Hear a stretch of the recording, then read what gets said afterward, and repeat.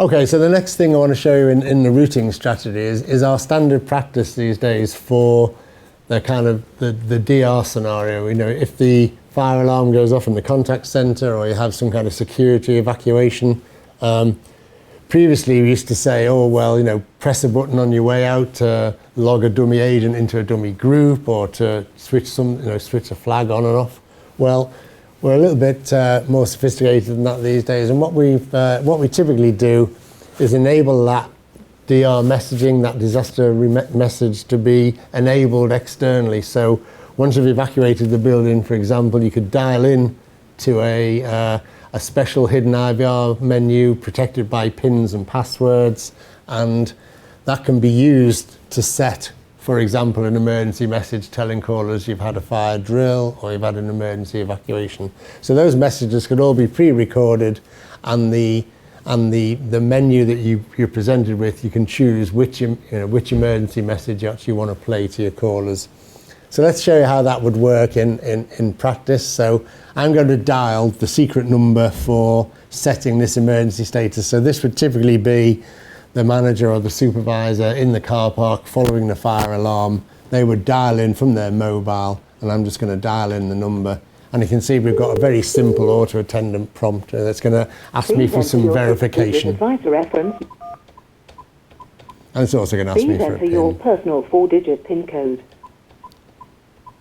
Now it offers me the options. Emergency scenario you wish to invoke. So I'm going to invoke the fire drill. Press hash or hold.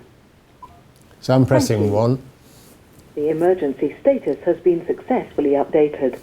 Okay, so now that has actually set a flag in a database table that tells the very next caller into the contact center that there's been a DR scenario and we now cannot take calls at the moment. So if I put my normal call into the contact center on 5421, you can see straight away the message is played. We're sorry, but we are currently holding a fire drill. Please call back in 15 minutes. Okay, now that could obviously be any message you choose. We could transfer the caller to another office, to a backup team somewhere or whatever. You know, what you do with that is entirely up to you. It's just showing that it's very simple from an IVR, a secure IVR menu, to turn on and off these messages. And they don't have to be DR, emergency, unexpected scenarios. You could have a menu system like that for turning on different in-queue messages depending upon the load or the time of day or whatever. You could say, oh well, we know we're quite busy on a certain queue today. I will dial in and turn on a different message that is a bit more apologetic about the expected queuing time, for example. So I'm just going to go in now and actually reset that prompt. So I'm going to redial the number again. I'm going to go through my ID and V stain. Please enter your personal 4-digit PIN. Please enter the emergency scenario you wish to invoke. And I'm going to clear the hash key in my place. Thank you. The emergency status has been successfully updated.